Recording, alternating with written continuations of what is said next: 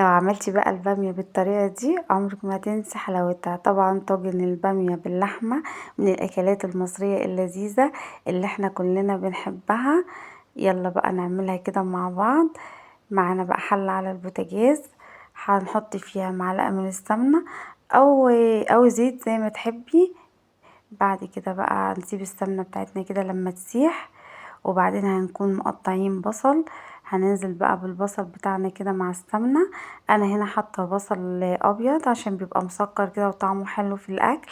حابه تحطي احمر عادي. بعد كده بقى هننزل بقطعة من الدهنة، هنشوحها بقى كده مع البصل. طبعا الدهنة ديت بتودي الطبيخ في حتة تانية يعني عموما. بعد ما شوحنا بقى الدهنة مع البصل كده، هننزل بقى بقطع اللحمة. ويا سلام بقى لو اللحمة بتاعتنا دي ملبسة، هتودي لك البامية في حتة تانية خالص. وعلى فكرة البامية برضو ممكن تنفع من غير لحمة عادي، انا بعملها ساعات بتبقى جميلة من غير اللحمة.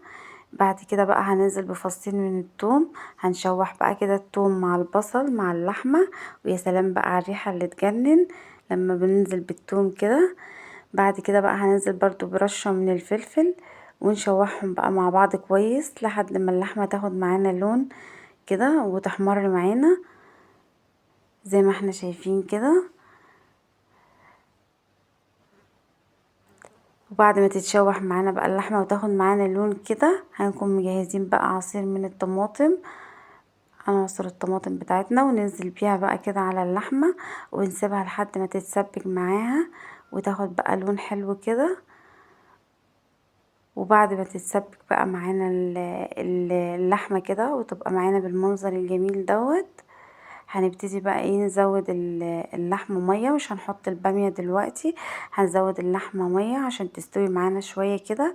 لان طبعا البامية مش بتاخد نفس تسوية اللحمة، عشان لما نحطها ما تنهريش البامية او تستوي بسرعة قبل اللحمة.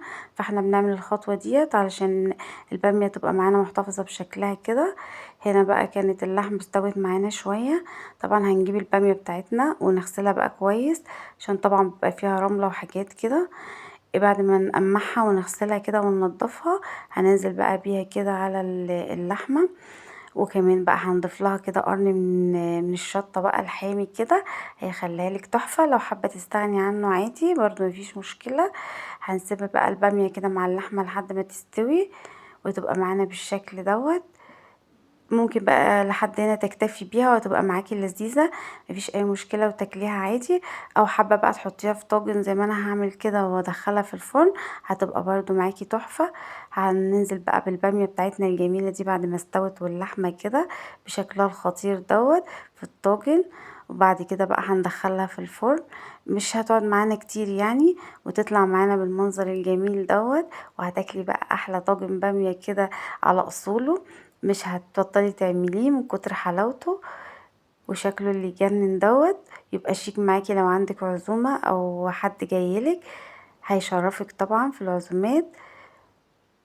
ودي كانت وصفتنا النهاردة، وصفة مصرية أصيلة. لو عجبتك بقى الوصفة ما تنسيش بقى اللايك والاشتراك وتفعيل علامة الجرس عشان يوصلك كل جديد. واشوفك ان شاء الله في وصفة جديدة وفيديو جديد. يا رب كده على خير.